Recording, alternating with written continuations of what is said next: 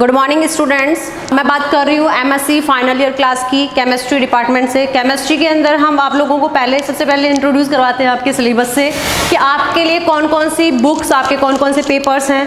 तो सबसे पहले मैं बात करती हूँ, आप सब लोगों ने एग्जामिनेशन फॉर्म भर दिया होगा। एग्जामिनेशन फॉर्म कॉलेज का फॉर्म आपने लोगों ने भर चुके होंगे, और जिन्होंने नहीं भरा है तो सबसे पहले मेरी रिक्वेस्ट है कि वो अपने आके कॉलेज के फॉर्म फिलअप करें ताकि आपको ऑनलाइन क्लासेस रेगुलरली मिलती रहे। और हमारी ऑनलाइन क्लासेस लेने के लिए आपको जॉमनेट पीजी कॉलेज के चैनल को सब्सक्राइब करना पड़ेगा, जिससे आपको बार बार आपको कोई भी आईडी आपको क्रैक नहीं करनी पड़ेगी या बार बार आपको सर्च नहीं करना पड़ेगा। केवल जॉमनेट पीजी के आपके जो सब्सक्राइबर बनोगे आप, तब उसके बाद में जो जॉमनेट पीजी कॉलेज चैनल पे आपको सबको मटेरियल अवेलेबल हो जाएगा, नोटिफिकेशन आपको मिलते रहेंगे। तो आज हम बात करते हैं एमएससी फाइनल ईयर की, जहाँ पे हम सिलेबस की बात करते हैं। सिलेबस के अंदर आपके 7 पेपर यहाँ पे आने वाले हैं। इन 7 पेपर्स के अंदर आपको कैसे आपको मार्जिन फिट करना है, कैसे आप लोगों को प्रिपरेशंस करनी है और किस किस नाम से आपके पेपर्स चलने वाले हैं। तो सबसे पहला पेपर आता है आपका application of spectroscopy, solid state और फोटोकेमिस्ट्री। तीनों का एक पेपर है। एप्लीकेशन ऑफ स्पेक्ट्रोस्कोपी, फोटोकेमिस्ट्री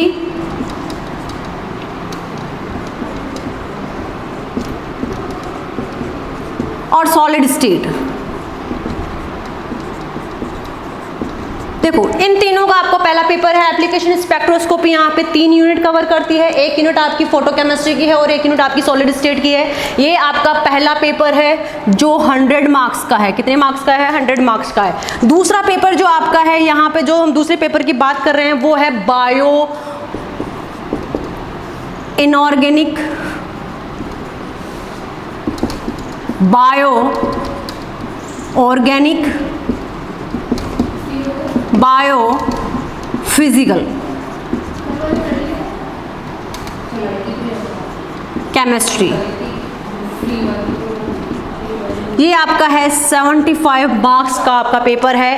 तीसरे पेपर की जब हम बात करते हैं, तीसरा पेपर आपका आता है एनवायरमेंटल केमिस्ट्री।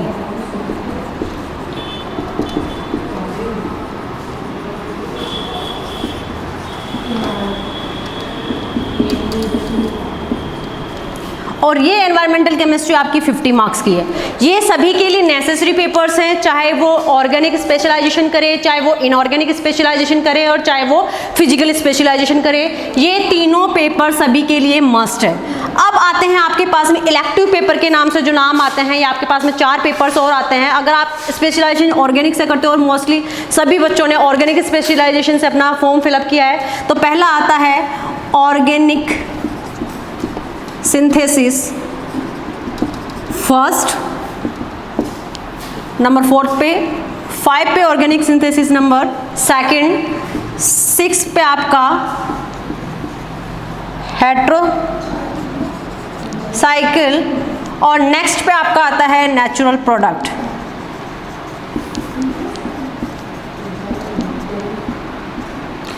ये आपके चारों पेपर्स हैं वो 50-50 मार्क्स के हैं। ये आपके पेपर्स हैं जो 50 को, पहला पेपर आपका जिसमें सॉलिड स्टेट है, स्पेक्ट्रोस्कोपी है और फोटोकेमिस्ट्री है, वो 100 मार्क्स का है। बायो इनऑर्गेनिक, बायो ऑर्गेनिक और बायो फिजिकल 75 मार्क्स का है। उसके बाद में जितने भी पेपर्स हैं आपके पास में, वो सारे पेपर 50 मार्क्स के हैं। इसके बाद में आपका आता है एक सेमिनार। आपका जो सेमिनार टॉपिक होता है, यानी कि आपने जो सेमिनार एक टॉपिक भी बनाना, जिसकी पीपीटी बनानी होती है या आपका पावर पॉइंट प्रेजेंटेशन देना होता है, इस सेमिनार के आपके होते हैं 25 मार्क्स। और उसके बाद में आपके आते हैं प्रैक्टिकल। प्रैक्टिकल आपके होते हैं 200 मार्क्स के। ओवरऑल आपको जितने मार्क्स का आपका पेपर होता है वो है 650, यानी कि 650 नंबर का आपका फुल मार्जिन हो गया है।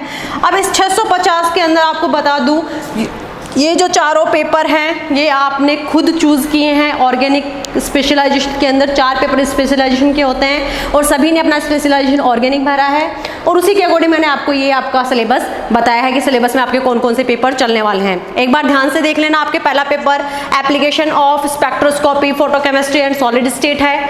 दूसरा पेपर आपका bio inorganic chemistry, bio organic chemistry और बायो फिजिकल केमिस्ट्री है। तीसरा आपका एनवायरमेंटल केमिस्ट्री है। चौथा आपका paper organic synthesis synthesis first, पांचवा आपका ऑर्गेनिक सिंथेसिस सेकंड, छठा पेपर आपका हेट्रोसाइकल्स है और सातवां जो पेपर है आपका हेट्रोसाइकल केमिस्ट्री के बाद में लास्ट पेपर आपका नेचुरल प्रोडक्ट्स है। इन सारे पेपर्स के नाम आप लोगों को पता होना चाहिए ताकि हम जो पढ़ाएं वो चीज़ें आप लोगों को इजीली समझ में आ सके। तो आज मैं पेपर स्टार्ट करने जा रही हूँ आपका ऑनलाइन क्लासेस के लिए paper number second, bio inorganic, bio organic और बायो फिजिकल केमिस्ट्री, जो 75 मार्क्स जो होते हैं उन 75 मार्क्स को कवर अप करता है। नेक्स्ट, आप सब लोगों के लिए बायो इनऑर्गेनिक, बायो ऑर्गेनिक और बायो फिजिकल केमिस्ट्री कुछ नया नहीं है, वही चीज़ें हैं जो आप लोग आज तक पढ़ते आ रहे हैं। क्या ये चीज़ें हैं क्या नहीं है, तो मैं बायो इनऑर्गेनिक केमिस्ट्री की फर्स्ट यूनिट स्टार्ट करने जा रही हूँ जो हमारी रिलेटेड है कि बायो इनऑर्गेनिक केमिस्ट्री क्या होती है। बायो इनऑर्गेनिक केमिस्ट्री के अंदर हमारे पास में को बेसिक कॉन्सेप्ट क्या क्या है इसके क्लासिफिकेशन के अंदर, जो एलिमेंट्स जिसकी इनऑर्गेनिक के अंदर सबसे पहले सबको पता है इनऑर्गेनिक केमिस्ट्री में सारे जो एलिमेंट्स हैं उनके बारे में हम बात करते हैं, चाहे वो मैक्रोमोलिक्यूल्स हो, माइक्रोमोलिक्यूल्स हो और कुछ भी इस तरीके के जितने भी एलिमेंट्स हैं उनके बारे में हम बात करते हैं। तो सबसे पहले मैं स्टार्ट करने जा रही हूँ बायो इनऑर्गेनिक केमिस्ट्री।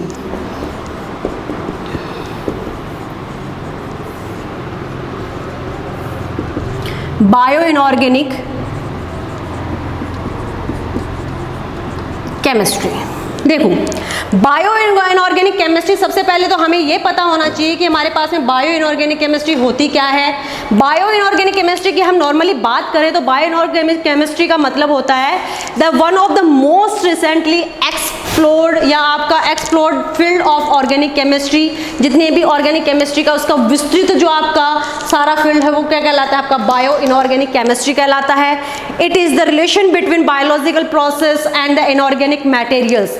इसका मतलब होता है कि बायो इनऑर्गेनिक केमिस्ट्री जो होती है वो आपका बायोलॉजिकल प्रोसेस और इनऑर्गेनिक केमिस्ट्री जो मटेरियल्स होते हैं उनके बीच में एक रिलेशन शो करता है और उसी रिलेशन को हम कहते हैं बायो इनऑर्गेनिक केमिस्ट्री। ये आपकी बायोलॉजिकल प्रोसेस कौन कौन सी हो सकती है, जैसे बायोलॉजिकल प्रोसेस के अंदर आता है फोटोसिंथेसिस, रेस्पिरेशन, आपका डाइजेशन सिस्टम एंड ईटीसी, बहुत सारे ऐसे प्रोसेस हैं जो रेगुलरली, एक्सक्रिएशन, ये सारी चीज़ें आपकी बायोलॉजिकल प्रोसेस होती हैं जिनके अंदर हमें मेटल्स, नॉन मेटल्स, इवन ये बोलें कि हमें एलिमेंट्स की नेसेसरी होती है, एलिमेंट्स की हमें ज़रूरत होती है। इनऑर्गेनिक मटेरियल के अंदर हमारे वही आती हैं जो एलिमेंट्स हमारे पीरियोडिक टेबल में हमें शो किए हुए हैं, उनका यूज़ क्या होता है, उनके एक्सेस में लेने से क्या क्या मिस यूजेस हो सकते हैं और उनकी डेफिशिएंसी के अंदर कौन कौन से डिजीज हो सकती है, वो सारी चीज़ें हम डिस्क्राइब करेंगे हमारे बायो इनऑर्गेनिक केमिस्ट्री के अंदर। देखिए बायो इनऑर्गेनिक केमिस्ट्री जो होती है ये एक ऐसी ब्रांच है जिसके अंदर ट्रेस एलिमेंट और मैक्रो जो मेटल्स होते हैं, ट्रेस एलिमेंट और जो मेटल्स होते हैं या ओवरऑल हम कहें कि पीरियोडिक टेबल में जितने भी एलिमेंट्स हैं उनके बारे में, उनके फिजियोलॉजिकल और बायोकेमिकल जो प्रोसेस होती हैं उनके सबके बारे में जो हमें बताता है वो कौन सा है, बायो इनऑर्गेनिक केमिस्ट्री है। यानी कि हम नॉर्मली हम कह सकते हैं कि जितने भी ट्रेस एलिमेंट्स या हमारे मेटल्स हैं उनको हम किस तरीके से यूज़ कर सकते हैं, कितनी क्वांटिटी में यूज़ कर सकते हैं, उनकी कंसंट्रेशन कितनी होनी चाहिए, वो सारी चीज़ें हमारी फिक्स होती हैं और उन सारी चीज़ों के जो वैल्यूज़ होती हैं वो हमें बायो इनऑर्गेनिक केमिस्ट्री के थ्रू समझ में आती है। तो सिंपली हम कह सकते हैं कि it is the relation between the biological process and inorganic material is called bio inorganic chemistry. Then we can say that the bio inorganic chemistry the field is concerned with the function of all metallic and non metallic elements in biological system both in vitro and in vivo as well in vivo. Biological system दो तरीके के होते हैं, एक होता है in vitro, एक होता है इन विवो। इन विट्रो के अंदर हमारा क्या होता है कि वहाँ पे किसी भी आपकी लिविंग थिंग्स की ज़रूरत नहीं होती है, यानी कि टेस्ट ट्यूब के थ्रू या किसी प्लेट के थ्रू हम एक न्यू लाइफ को जनरेट करते हैं, यानी कि उसमें किसी भी लिविंग थिंग या लिविंग पर्सन या लिविंग ऑर्गेनिज्म की ज़रूरत नहीं होती है। वो उससे दूर, उस बॉडी से, बॉडी पार्ट से दूर उसका डेवलपमेंट किया जाता है, वो कहलाता है इन विट्रो। और इन विवो का मतलब होता है कि मैकेनिज्म उसी के अंदर हो, उस लिविंग थिंग के अंदर सारी मैकेनिज्म डेवलपमेंट की, तो वो सारे के सारे हमारे क्या कहलाते हैं, इन विवो। आपका जो सिस्टम होता है बायोलॉजिकल सिस्टम वो क्या कहलाएगा, इन विवो सिस्टम कहलाएगा। तो इन विट्रो और इन विवो यानी कि आपकी लिविंग थिंग से दूर जिसका संवर्धन या परिवर्धन या उसका उत्पन्न होना या डेवलपमेंट होना, विकास होना, वो सारी चीज़ें तो क्या कहलाएंगी, इन विट्रो। और उसी लिविंग थिंग के अंदर कुछ एक्स्ट्रा प्रोसेस यूज करके उसी लिविंग थिंग के अंदर हम उसका डेवलपमेंट करते हैं तो वो कहलाएगा इन विवो बायोलॉजिकल सिस्टम। जब हम बात करते हैं हमारे बायो इनऑर्गेनिक केमिस्ट्री के अंदर, तो सबसे सिंपली हमारे सबसे पहले दिमाग में एक ही चीज़ आती है कि एलिमेंट्स। एलिमेंट्स यानी कि तत्व, जो हमारे आवर्त सारणी में हमने पीरियोडिक टेबल के अंदर बहुत सारे एलिमेंट्स पढ़ रखे हैं। एस ब्लॉक है, पी ब्लॉक है, डी ब्लॉक है, एफ ब्लॉक है। इन सब के अंदर जितने भी एलिमेंट्स होते हैं वो एलिमेंट्स कहीं ना कहीं हमारे लिए यूजफुल होते हैं और उनका हमारे बॉडी, हमारे प्लांट्स के अंदर या हमारे एनिमल्स के अंदर उसका यूजेस होता है। तो सबसे पहले हम बात करते हैं क्लासिफिकेशन ऑफ एलिमेंट्स की। Classification of elements. देखिए, आज तक हम पढ़ते आ रहे हैं कि जब एलिमेंट्स का हम क्लासिफिकेशन करते हैं तो हमारे पास में दो तरीके के क्लासिफिकेशन के दो टाइप्स आते हैं। एक होता है एसेंशियल, एक होता है नॉन एसेंशियल।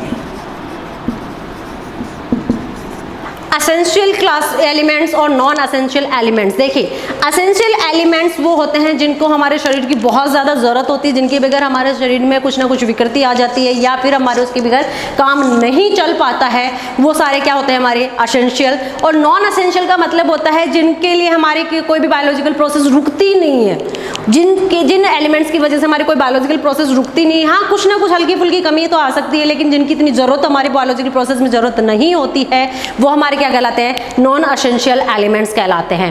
अब एसेंशियल एलिमेंट्स की जब हम बात करें तो एसेंशियल एलिमेंट्स को आज तक आप डिफाइन करते आ रहे हो मैक्रो और आपके माइक्रो एलिमेंट्स के अंदर।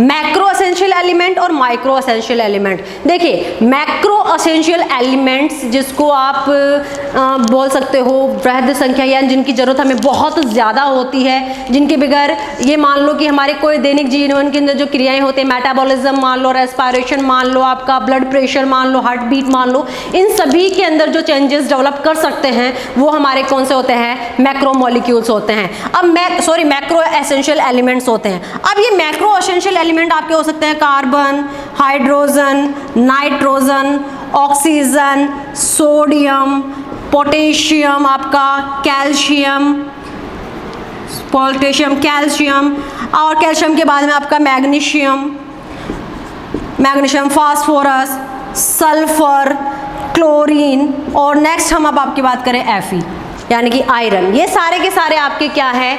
मैक्रो एसेंशियल एलिमेंट्स है। और माइक्रो एसेंशियल एलिमेंट्स के अंदर हम किसकी बात करते हैं? आपका हो गया कॉपर, जिंक है आपके पास में, कोबाल्ट है, मैग्नीज है, आपका मोलिब्डेनम है, आयोडीन है और फ्लोरीन है। आपने देखा होगा आयोडीन की कमी से घेंगा रोग हो जाता है और आपके नमक के अंदर आयोडीन का होना, आयोडीन युक्त नमक का यूज़ करना ज़रूरी होता है। तो आयोडीन की मात्रा उसके अंदर कोई ग्राम्स के अंदर नहीं होती है।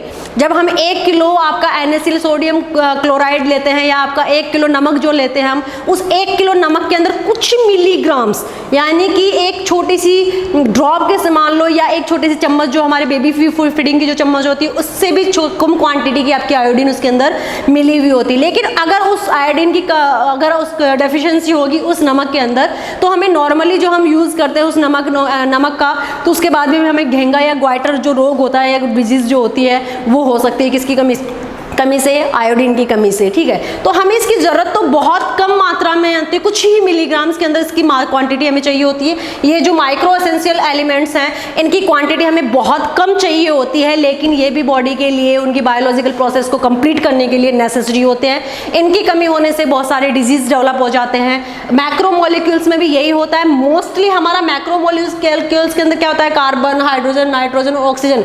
देखो, ये चारों एलिमेंट्स तो ऐसे हैं जो हमारे नॉर्मली जो हम यूज़ करते हैं, कार्बोहाइड्रेट, फैट, लिपिड, ये प्रोटीन, इन सब के अंदर ये जो चारों होते हैं इनको बल्क एलिमेंट्स भी बोल सकते हैं। इन चारों को हम क्या बोल सकते हैं? बल्क एलिमेंट भी बोल सकते हैं, यानी कि इनकी क्वांटिटी इनके अंदर भरपूर होती है इन मैक्रोमोलिक्यूल्स की। नेक्स्ट हम बात करते हैं नॉन एसेंशियल एलिमेंट्स की। नॉन एसेंशियल एलिमेंट्स की यानी कि इनकी हमारे शरीर को बिल्कुल भी ज़रूरत नहीं होती है, न के बराबर ज़रूरत होती है। जैसे हमारा हो गया बोरोन, सिलिकॉन हमारा हो गया, एल्यूमिनियम हो गया, निकल हो गया, या फिर हम बोले लेड हो गया, ये जो सारी चीज़ें हैं हमारी, आर्सेनिक जिसको हम बोलते हैं, ये सारी जो चीज़ें हैं हमारी, ये सारी चीज़ें हमारे किस में यूज़ होती है, नॉन एसेंशियल एलिमेंट के तौर पे यूज़ होती है, जिनकी हमारे शरीर को कुछ खास रिक्वायरमेंट नहीं होती है।